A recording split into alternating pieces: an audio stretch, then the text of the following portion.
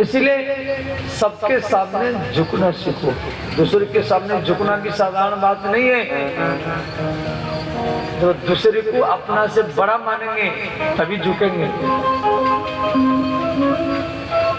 झुकता वही है जिसमें जान होती है, वरना अकड़त मृदा की पहचान होती है। इसलिए सबके सामने झुकना सीखो। देखो, जो सबके सामने झुकता है उसके सामने श्री राम जी भी झुक जाते हैं। सदा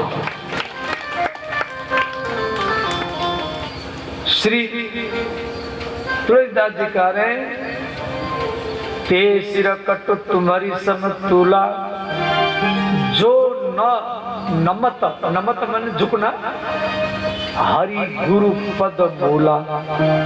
हरि माने भगवान और गुरु, इनके सामने झुकना चाहिए। तो ये हो गया मस्तक का पूजा।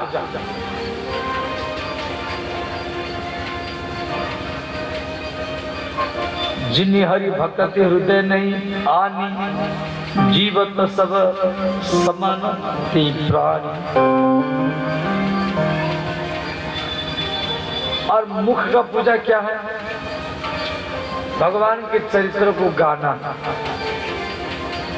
भगवान ने मुख दिया है भगवान के चरित्र को गाने के लिए, आंख दिया है भगवान को दर्शन करने के लिए, कान दिया है भगवान की कथा सुनने के लिए, नाक दिया है भगवान के चरण में समर्पित तुलसी बेलपत्र सुगंधित वस्तु को सूंघने के लिए, हाथ दिया है भगवान के मंदिर में झाड़ू लगाने के लिए, जल छिटने के लिए, घर के सामने सुबह सुबह झाड़ू लगाने के लिए, राम कथा में पंडाल में झाड़ू लगाने के लिए, दरी बिछाने के लिए, यज्ञ मंडप में झाड़ू लगाने के लिए।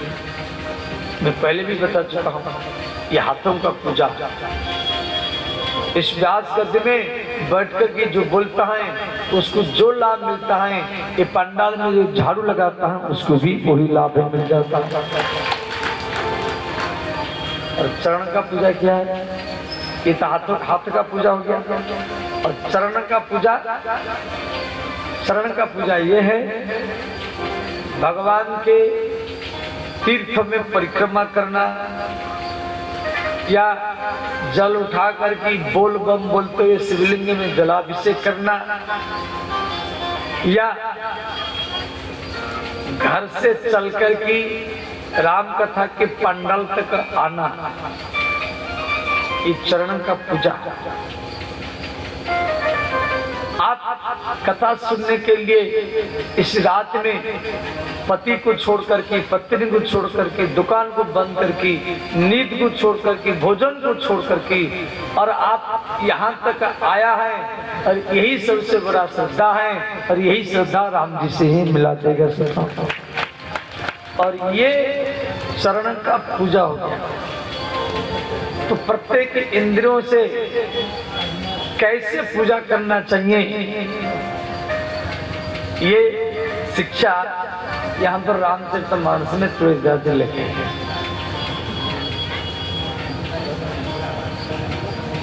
राम कथा सुंदर कर तारी, संशय विहग उड़ बनिहारी। आज जो करतल लगाते हैं उसके बारे में यहाँ भी लिखा गया, राम कथा सुंदर करतारी। करताल लगाने से क्या फायदा है? देखो, आप जैसे किसको घुटना में दर्द हो, घुटना में गठिया बात, तो ये जो दो अंगुली है, ये अंगुली के जो बीच का हिस्सा, ये गांठ, ये गांठ को दबाने से घुटना का दर्द ठीक होगा। जिसको बवासीर है, बवंडर रोग हो, ये दोनों अंगुली के बीच में इसी जगह में दबाने से ठीक होता है। जिसको सिर में दर्द हो तो इसी अंगुली के यहाँ दबाने से ठीक होता है। जिसको मिर्गी है बेहोश हो गया, ये दोनों नस को ऐसे दबा दो तुरंत होश में आ जाएगा। और जिसके पेट में दर्द है तो यहाँ दबाओ। अब व्यक्ति जब करताल लगाता है तो प्रेशर पड़ता है, तो शरीर का सब फंक्शन ये हाथों में जुड़ा हुआ, सारा नस हाथों में जुड़ा हुआ। तो जब व्यक्ति करताल लगाता है तो शरीर के हर अंग में उसका प्रभाव पड़ता है और अंत में सारा रोग भी चला जाता है। कथा भी सुने और रोग भी भगाए। इसलिए तुलसीदास लिखे राम कथा सुंदर कर तारी, राम कथा सुंदर कर तारी, राम कथा सुंदर कर तारी, राम कथा सुंदर कर तारी, संशय विहग उड़बनी हारी, संशय विहग उड़ावनी हारी, संशय विहग उड़ावनी हारी, संशय विहग उड़ावनी हारी। हर हर महादेव।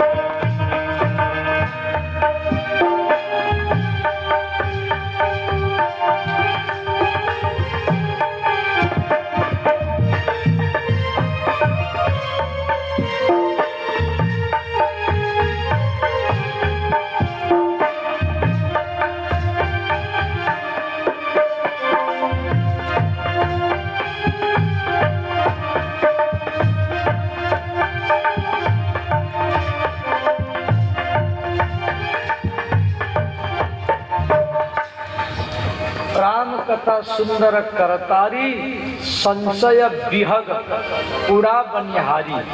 विहग समझाते, विहग माने पक्षी, विहग शब्द का अर्थ क्या? पक्षी, चिड़िया। जैसे किसी पेड़ में पक्षी बैठे, पक्षी, अब पेड़ के नीचे आप करताल लगाओ, वो सब पक्षियां भाग जाएंगे, उड़ जाएंगे। तो ऐसे आपके शरीर में कुछ पक्षियां हैं। कौन सा पक्षी? ना संशय रूपी पक्षी। हमारी मन में, बुद्धि में जो संशय रूपी पक्षी है, पाप रूपी पक्षी है, जब हम राम कथा राम राम करते हुए, करताल देते हुए सुनते हैं या गाते हैं, तो ये पाप रूपी पक्षियां, ये संशय रूपी पक्षियां, ये भी शरीर को छोड़ करके भाग जाते हैं। संशय विहग उड़ बनिहारी, राम ब्रह्म व्यापक जग जाना, परमानंद परेश पुराना। धन्यवाद।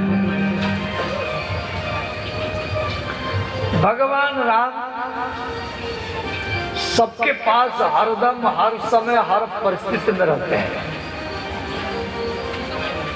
देखो, शरीर के भीतर में आत्मा है, शरीर के भीतर में आत्मा है और आत्मा के भीतर में शरीर है। ये दो बात है। शरीर के भीतर में आत्मा है, ये सामान्य बुद्धि है, ये है सामान्य बुद्धि। और आत्मा के भीतर में शरीर है, ये समझदार का बुद्धि है, ये किसी जानकार का बुद्धि है। आत्मा के भीतर में शरीर है। मछली में जल है, मछली में जल है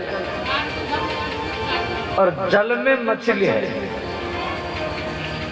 मछली में जल है, जल के बिना तो मछली रह नहीं सकता। तो मछली के भीतर में जल है, ऐसे आपके भीतर में राम है, आत्मा है, और जल में मछली है। जल के बिना मछली रह नहीं सकती, जल से निकाल दो तड़पा के मर जाएगी। तो आत्मा में शरीर है, ये समझदार का बुद्धि। कबीरदास ने लिखा है, पानी बीच मिन प्यास रे, सुनत लागे हंसी रे। पानी के बीच में मछली कह रही मुझे प्यास लग रहा है, सुनत लागे हंसी रही। ऐसे ही हम लोग क्या करते हैं, भगवान कहाँ मिलेंगे, कहाँ मिलेंगे, वृंदावन मिलेंगे, अयोध्या मिलेंगे, मंदिर में मिलेंगे, देवघर में मिलेंगे, ढूंढते ढूंढते जिंदगी चला जाता है, मर जाते हैं और हाथ में कुछ आता नहीं है। इसी चक्कर में जिंदगी बर्बाद हो जाता है, ढूंढते ढूंढते। अरे नहीं नहीं, भगवान को पाने के लिए गुरु नहीं बना जाता है, भगवान को जानने के लिए गुरु बना जाता है। भगवान को जानना है, जानना और पाना में अंतर है। ये संसार में हर परिस्थिति में, हर समय में भगवान आपके साथ में है। कोई भी व्यक्ति, संसार का कोई भी व्यक्ति भगवान से अलग हो ही नहीं सकता। संसार में कोई भी व्यक्ति भगवान से अलग हो नहीं पाएगा, चाहेगा तो भी अलग हो नहीं पाएगा। अब जो हरदम आपके साथ में रहता है, फिर वो दिखाई क्यों नहीं देता है? फिर हम उनको इधर उधर ढूंढते हैं, कहीं मंदिर में, कहीं गंगा के किनारे में, कभी तीर्थ में, कभी हवन में, कभी जप में, कभी मंत्र में, और ढूंढते ढूंढते जिंदगी चला जाता है।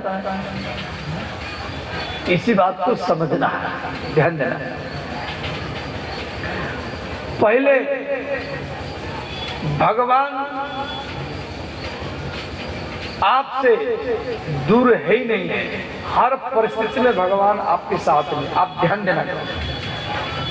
यदि भगवान नहीं होते तो आप कथा नहीं सुनते, मैं बोलता भी नहीं। जैसे मेरा मुख बोल रहा है और आपका कान सुन रहा है। अब कोई व्यक्ति मर गया, कोई व्यक्ति मर गया, अब शरीर को अपना मान रहे थे, पिता मान रहे थे, माता मानते थे, और वो शरीर, वो देह आपके घर में है, तो रोना तो जरूरत नहीं भाई। जिस शरीर को आप माता पिता मानते थे वो भी घर में है, तो रोना तो नहीं चाहिए। तो बच्चे क्यों रोते हैं? ना इसीलिए रो रहे हैं, शरीर में मुख है परंतु मुख बोल नहीं रहा, कान है परंतु कान सुन नहीं रहा, आंख है परंतु आंख देख नहीं रहा, हाथ है हाथ हिल नहीं रहा, पैर है पैर चल नहीं रहा। अब आंख में जो देख रहा था, कान में जो सुन रहा था, मुख में जो बोल रहा था, नाक में जो सूंघ रहा था, हाथ में जो हिल रहा था, पैर में जो चल रहा था, वो शरीर से, वो देह से निकल गया और वो मरता नहीं है, वो मरता नहीं है। उसको गोली मारेंगे तो भी नहीं मरेगा, उसको आग में जलाएंगे तो भी नहीं जलेगा।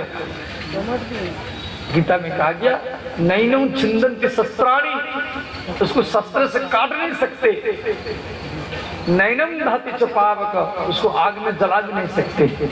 उसको अपना मानना है, शरीर को अपना नहीं मानना है। और वो जो मुख में बोल रहा था, कान में सुन रहा था, वो भगवान का अंश है, वो हरदम आपके भीतर अंदर रहता है। यदि उसको अपना मानेंगे तो समाज में अमर बनकर के रहेंगे, और शरीर को अपना मानेंगे तो समाज में दुख और टेंशन आता ही रहेगा। वो हरदम आपके शरीर में रहता है। इस बात को तुलसीदास जहाँ करें, राम सचिदानंद दिनेशा, राम ब्रह्म बाप का जग जाना, तो सर्व पूर रहित पूर पूरवासी, राम सचिदानंद अविनाशी, सर्व पूर रहित पूर पूरवासी। ये चौपाई का ध्यान है।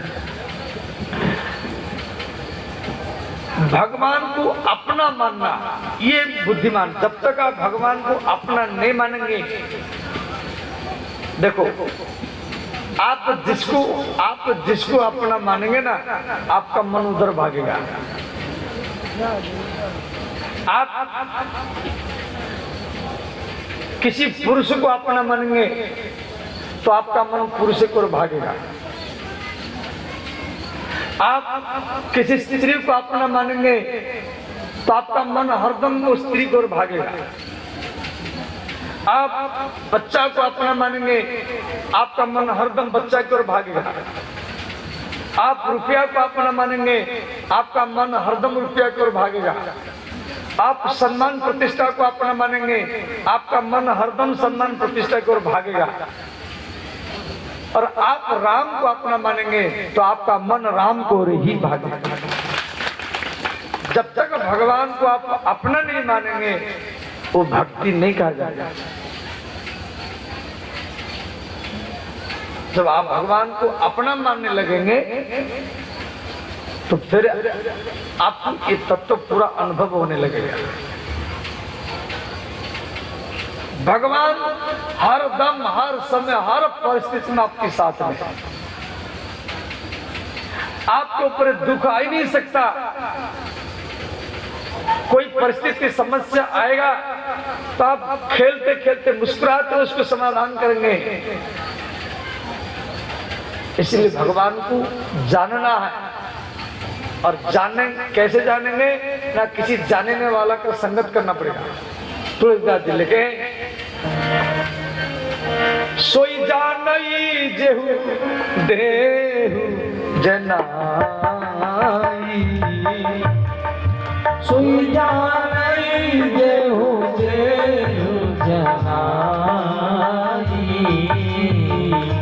जानत तुम ही होई जाई, जानत तुम ही होई जाई।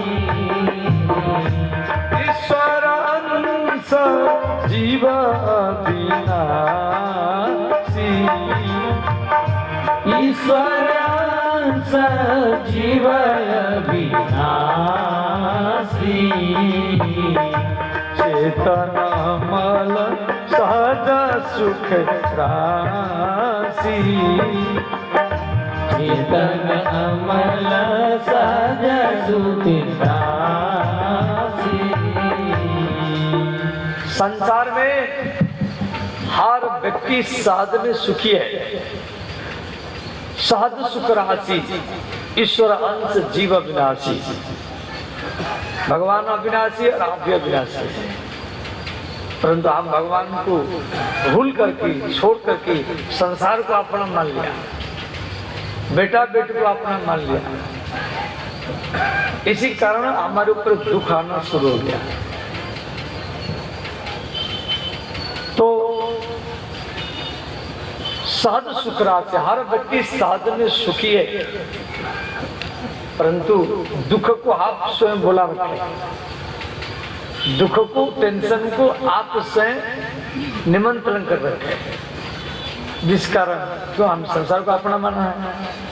जिसको टेंशन चाहिए, जिसको दुख चाहिए, झंझट चाहिए वो संसार को अपना माने, जिसको सुख चाहिए, मस्ती चाहिए, आनंद चाहिए वो राम को अपना माने।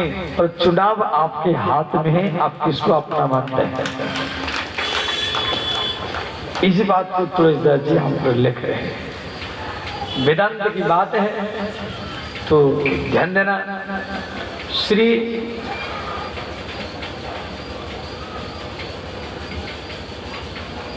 हरि अवतार हेतु जय होई, इदमित्थम कही जाई न सोई। भगवान का अवतार क्यों हुआ ये कहा जा नहीं सकता। भगवान राम अवतार क्यों लिए, देखो तो रावण के लिए लिए, दशरथ कौशल्या के लिए लिए, इदमित्थम कही जाए न सोई ये कहा जा नहीं सकता। रामचरितमानस में 4 रावण का बात दिया गया है। रावण भी कई व्यक्ति बने। एक बार श्री भगवान नारायण लेटे थे, ध्यान देना, लक्ष्मी माता चरण दबा रही थी वैकुंठ में और जय विजय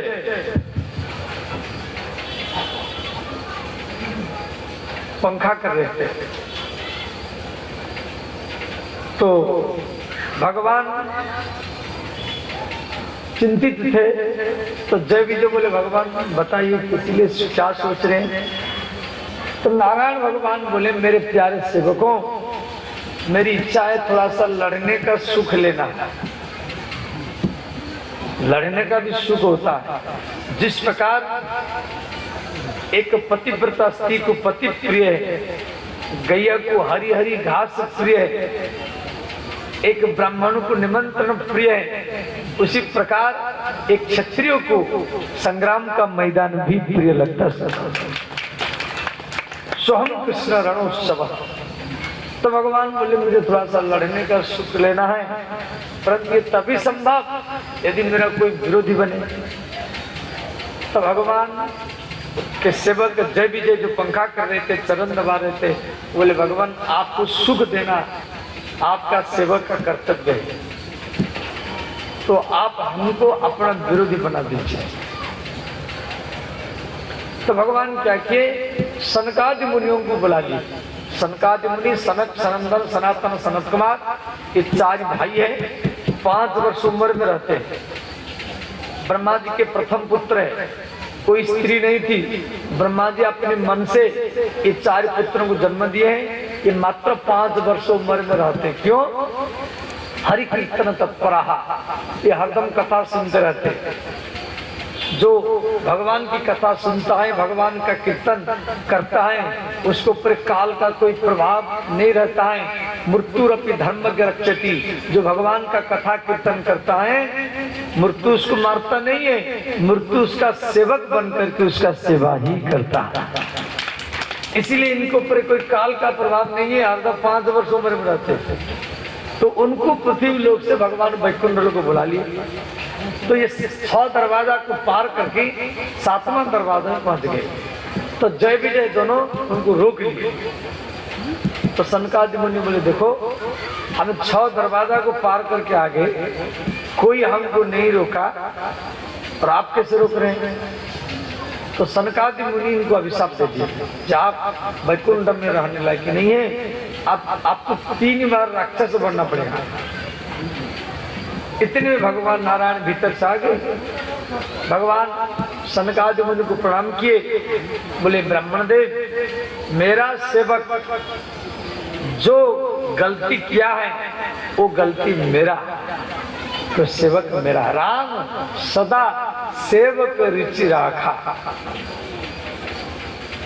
देखो इनका सेवक जय विजय भगवान सनकादि मुनियों का पक्ष नहीं लिए, जय विजय का पक्ष लिए। जो मेरा सेवक जो गलती किया वो मेरा है। दोनों रोने लगे। भगवान बोले रो मत, आपको पृथ्वी बार 3 बार राक्षस बनना पड़ेगा और मैं आपको लाने के लिए 4 बार जाऊंगा। तो वही वैकुंठ के द्वार पाल जय विजय ये सत्ययुग में हिरण्यकश्यप और हिरण्याक्ष के रूप में आए और इनको बचाने के लिए भगवान बराह रूप और नरसिंह रूप बना। नरसिंह रूप बना करके बनमुखी में खंबा से प्रकट हुए और फिर ये दूसरी बार त्रेता युग में रावण और कुंभकर्ण के रूप में आए। फिर भगवान को फिर राम का रूप में आना पड़ा पृथ्वी इनको बचाने के लिए, उद्धार करने के लिए। फिर तीसरी बार द्वापर युग में ये शिशुपाल और दंतवक्र के रूप में आए। फिर भगवान को चौथा बार श्री कृष्ण का रूप बना करके आना पड़ा। तो वैकुंठ के द्वारपाल जय विजय आकर के एक बार रावण कुंभकर्ण बने। ये कथा आप सबको मालूम है, मैं सिर्फ रिपीट कर दिया। दूसरा रावण एक बार जलंधर आकर के भी रावण बना है। ये बात रामचरितमानस में हम दिया गया है। और एक बार नारद जी के जो दो गण थे, जो नारद जी विश्व मोहिनी को देख करके मोहित हो गए थे, उनको देख करके दोनों हंस रहे थे। तो नारद जी के अभिशाप के कारण ये दोनों को रावण को मकर बना। चौथा राजा प्रताप भानु, जिनकी कथा रामचरितमानस में दिया गया है। ये कथा शिव पुराण में भी है। प्रताप भानु वो आकर के रावण बना, उसका भाई अरिमर्दन वो आकर के कुंभकर्ण बना और उसका मंत्री धर्मरुचि वो आकर के विभीषण बना। तो रामचरितमानस में 4 ही रावण का बात किया गया है। दशरथ भी कई व्यक्ति बने हैं। एक बार कश्यप और अदिति आकर के दशरथ कौशल्या बने और एक बार मनु और शत्रुपा वो आकर के भी दशरथ कौशल्या बने। तो ध्यान देना। तो भगवान किस कारण जब धर्म की पतन होता है और अधर्म का उत्थान होता है तो भगवान अवतार लेता है। जब जब होई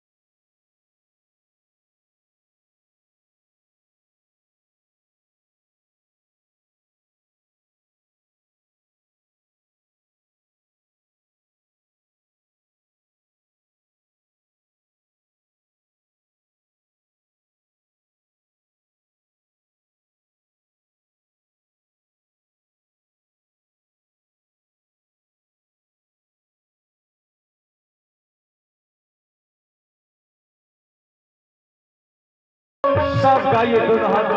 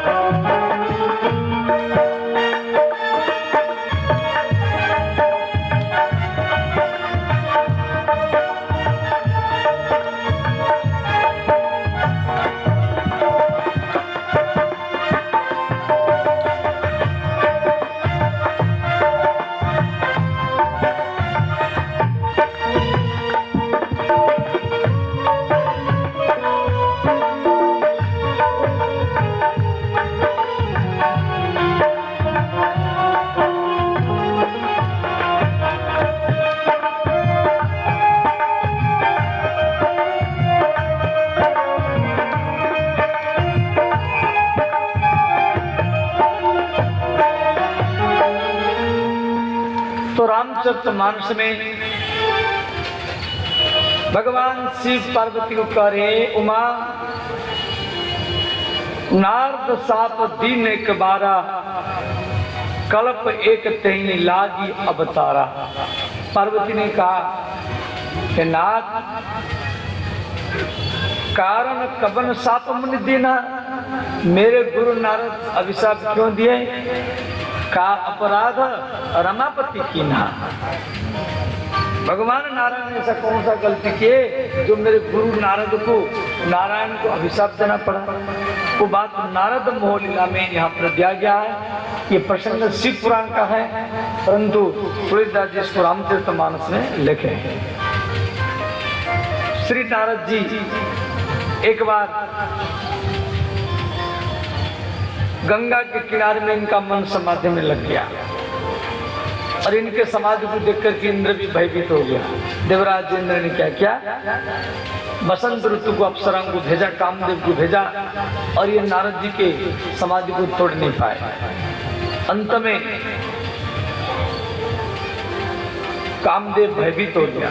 नारद जी धीरे धीरे आंख खोले, बोले भयभीत मत हो। तो कामदेव ने क्या किया? नारद जी का प्रशंसा किया। ये कथा मैं सबको संक्षेप में सुना रहा हूं। तो श्री प्रशंसा के माध्यम में कामदेव नारद के भीतर में प्रवेश किया।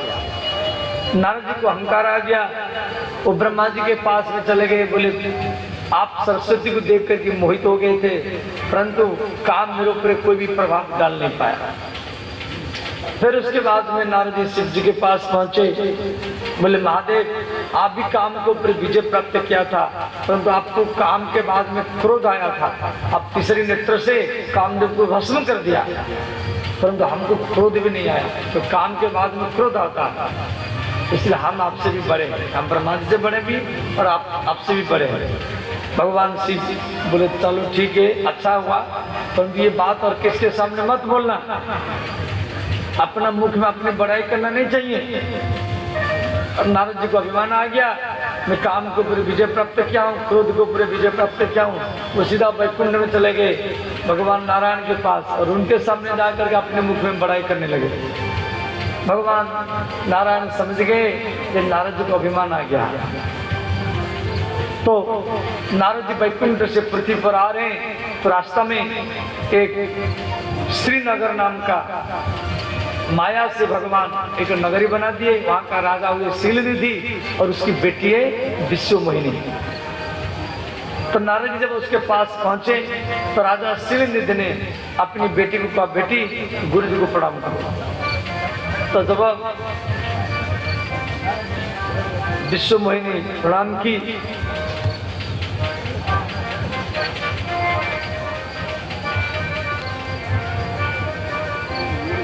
आइए आइए,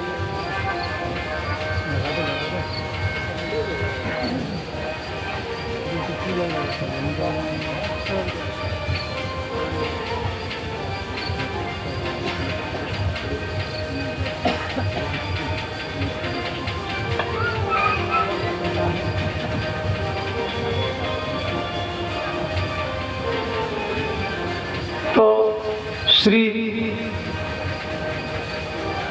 विश्वमोहिनी के हाथ नारद जी देखे और हाथ देखते देखते धीरे धीरे उसके मुख देखने लगे। तो उसके हाथ में ऐसा रेखा था कि इसका जो पति होगा वो अमर हो जाएगा। अब नारद जी के मन में ये सोच आ गई कि ऐसा पत्नी हमको चाहिए। तो नारद जी मन में सोचे मैं कि साधु वो मुझे पसंद नहीं करेगी। तो नारद जी भजन ध्यान सब छोड़ दिए, मुझे कैसे वो राज कन्या मिल जाए। तो नारद जी क्या किए, श्री भगवान विष्णु के पास गए। बोले भगवान, शिव जी के पास में शिवानी है, ब्रह्मा के पास में ब्रह्मानी है और आपके पास में लक्ष्मी है, परंतु हमारे पास में कोई नहीं है। हमारी इच्छा है विवाह करने के लिए शिवनिधि राजा की कन्या विश्व मोहिनी के साथ, इसलिए कुछ समय के लिए अपना चेहरा दे दीजिए। भगवान क्या किए, नारद को अपना सब आभूषण तो दे दिए, परंतु नारद जी का मुख बंदर जैसा बना दिए। व्यक्ति अपना मुख देख नहीं सकता। और नारद जी देखे भगवान नारायण जैसा मेरा रूप है, तो नारद जी स्वयंवर सभा में आए और इनका मुख बंदर जैसा था। और वो विश्व मोहिनी जो राजकुमारी थी वो इनको देखकर घबराती थी, वो उधर उधर चली जाती थी और ये अपना कुर्सी उठा करके उसके पास में बैठ जाते थे। अंतिम में भगवान नारायण पीछे खड़े, उनके गला में माल्यार्पण की और नारायण भगवान विश्व मोहिनी को लेकर के अंदर ध्यान हो। अब नारद जी को क्रोध आ गया और उनके पास में शिव जी के 2 गण थे। वो बोले बाबा अपना मुख देख लो। तो नारद जी जब कुआं में जाकर के अपना मुख देखे बंदर जैसा है। अब नारद जी को बड़ा क्रोध आ गया। नारद जी जाकर के क्रोध के साथ वैकुंठ को जा रहे हैं, तो सामने भगवान नारायण प्रकट हो गए। बोले श्री नारायण भगवान की जय। भगवान नारायण के बगल में विश्व मोहिनी खड़ी है। नारद जी क्रोध के साथ बोले भगवान मैं आपको अपना चेहरा मांगा तो आप मुझे बंदर बना करके भेजा, अरे मना कर देते। जिस प्रकार एक स्त्री की याद में मैं रो रहा हूँ, आपको भी पृथ्वी पर जन्म लेना पड़ेगा और एक स्त्री की याद में रोना पड़ेगा। ये अभिशाप नारद दिया। अब कोई व्यक्ति, अब भगवान मुस्कुराते रहे। अब आप किसको ऊपर क्रोध कर रहा है और सामने वाला व्यक्ति मुस्कुरा रहा है, आपका क्रोध का कोई असर नहीं हो रहा है, तब तो नारद जी को बड़ा पश्चाताप हुआ। नारद जी उदास हो गए और बोले मूर्छा हो मम साप कृपाला मम इच्छा कह दीन दयाला। नारद जी को पश्चाताप हुआ जब मैं भगवान को अभिशाप दे दिया। तो नारद जी बोले भगवान मेरा अभिशाप मिथ्या हो जाए। भगवान नारायण बोले नहीं नहीं, मेरी इच्छा है पृथ्वी पर जाने के लिए मैं आपके बहाने से अभिशाप को अपने ऊपर ही ले लिया। मुझे राम का रूप बना करके पृथ्वी पर जाना है, ये तुम्हें को वाहन बनाया। मम इच्छा कह दीन दयाला, तो ये राम अवतार का एक कारण है। और एक कारण श्री मनु और शत्रुपा, जो ब्रह्मा जी के पुत्र मनु महाराज प्रथम पुत्र श्री मनु, जो ब्रह्मा जी के दाएं भाग से जन्म लिए थे, और शत्रुपा इनकी पत्नी है। शत्रुपा पति प्रत्यार्थे सतम रूपम धारयति इति सा शत्रुपा। स्त्री के शरीर में जो भी आभूषण होता है उसके पति का होता है। स्त्री का मस्तक है, परंतु जो सिंदूर है उसके पति का होता है। स्त्री का गला है, परंतु उसमें जो मंगलसूत्र है वो पति का होता है। स्त्री का हाथ है, परंतु उसमें जो चूड़ी होता है वो उसके पति का होता है। स्त्री का ललाट है, उसमें जो बिंदिया होता है वो पति का होता है। तो इसीलिए ब्रह्मांड का प्रथम स्त्री शत्रुपा पति प्रीत्यार्थे सतम रूपम धारयति। कोई स्त्री पति को प्रसन्न करने के लिए 100 प्रकार के आभूषण पहन सकती है। तो मनु शत्रुपा इनकी 3 कन्याएं आकुति देवहूति प्रसूति, 2 पुत्र उत्तानपाद और प्रियव्रत। महाराज मनु अपने पुत्र उत्तानपाद को पृथ्वी के सम्राट बनाए और नैमिषारण्य में गोमती नदी के किनारे में जाकर के ये तपस्या की। नैमिषारण्य कहाँ है? कि उत्तर प्रदेश के राजधानी लखनऊ से 100-125 किलोमीटर दूर पर सीतापुर जिला में ये नैमिषारण्य है। सीतापुर जिला समझ गए। सीता माता के नाम पर 2 जिला, एक उत्तर प्रदेश में सीतापुर जिला है और एक बिहार में सीतामढ़ी जिला है। बिहार में जो सीतामढ़ी जिला है वहां से सीता माता जमीन से निकली और उत्तर प्रदेश में जो सीतापुर जिला है वहां पर अयोध्या वासियों के बीच में माता सीता पृथ्वी के भीतर में चली गई, इसीलिए वहां भी सीता के नाम पर सीतापुर जिला है और बिहार में भी सीतामढ़ी जिला है। दोनों जिला का कथा अलग अलग है, ध्यान देना। तो उसी सीतापुर जिला में ये नैमिषारण्य पड़ता है और वहां का चक्र तीर्थ है। तो वहां पर गोमती नदी है जहां पर मनु और शत्रुपा भगवान को पुत्र के रूप में पाने के लिए तपस्या कर रहे हैं। इनके सामने श्री भगवान साकेत नाथ राम जी प्रकट हुए। बोले राजा रामचंद्र भगवान की जय। तो मनु महाराज को बोले आपको क्या चाहिए? मनु महाराज बोले भगवान मुझे आप जैसा एक बेटा चाहिए। भगवान बोले ठीक है हम आपका पुत्र बनेंगे। अब माता सीता बगल में खड़ी है तो मनु महाराज सीता का भी स्तुति की। वाम भागेशु भक्ति अनुकूला, वाम भागेशु भक्ति अनुकूला। नैमिषारण्य में मनु महाराज राम जी को पुत्र के रूप में मांगे तो तपस्या कर रहे थे। इनके सामने सीताराम प्रकट हुए तो राम जी को पुत्र के रूप में मांगे, परंतु राम के वाम भाग में सीता खड़ी है। वाम भागे सुभति अनुकूला, वाम भागे सुभति अनुकूला। आदि शक्ति छवि निधि जग मूला, आदि शक्ति निधि जग मूला।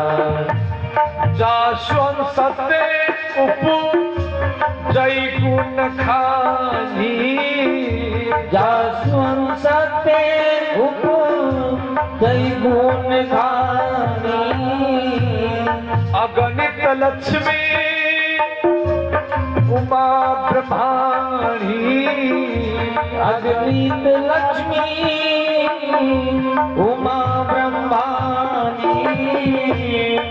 सीता माता के चरण के अंश से अगणित लक्ष्मी, अगणित पार्वती और अगणित गायत्री प्रकट होती है। अगणित लक्ष्मी उमा ब्रह्माणी, अगणित लक्ष्मी उमा ब्रह्माणी। श्री राम जय राम जय जय राम, श्री राम जय राम जय जय राम।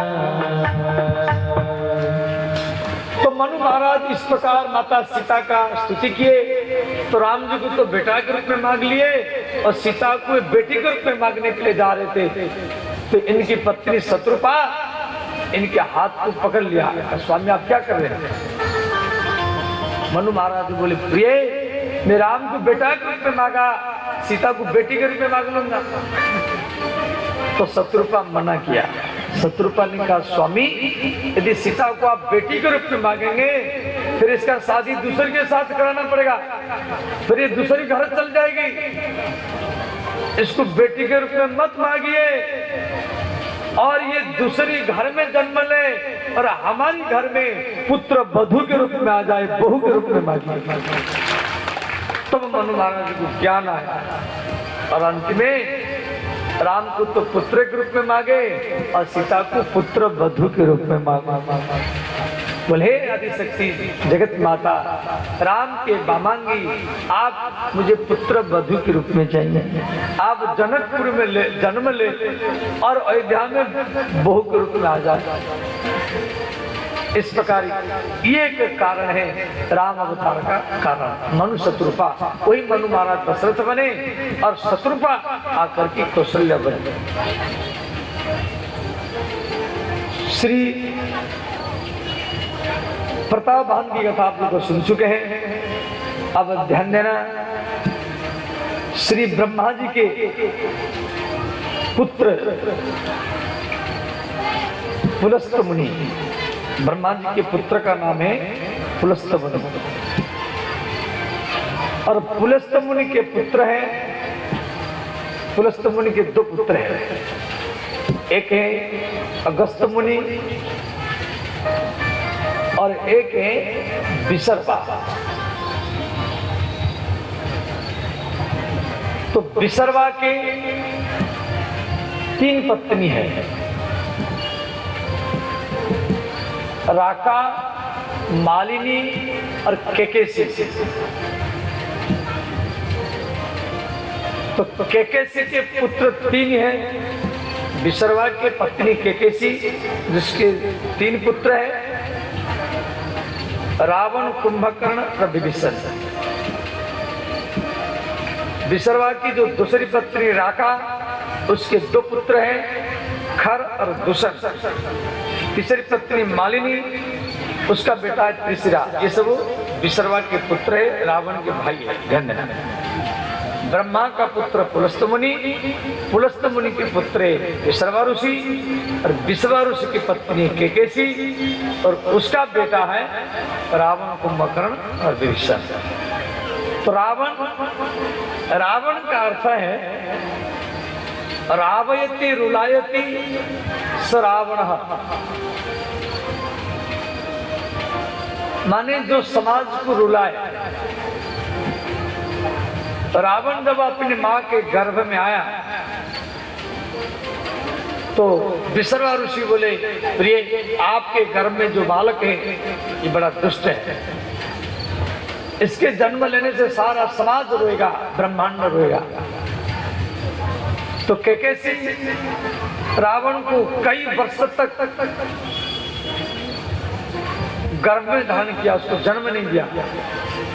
इसके रोने से, इसके जन्म लेने से ब्रह्मांड रोएगा। अंत में जब रावण जन्म लिया, सारा ब्रह्मांड में उदास छा गया। समाज में कोई व्यक्ति आपके घर में आने से, गांव में आने से, मोहल्ला में आने से, यदि मोहल्ला में अशांति, टेंशन पैदा होता है, वो समाज का रावण है।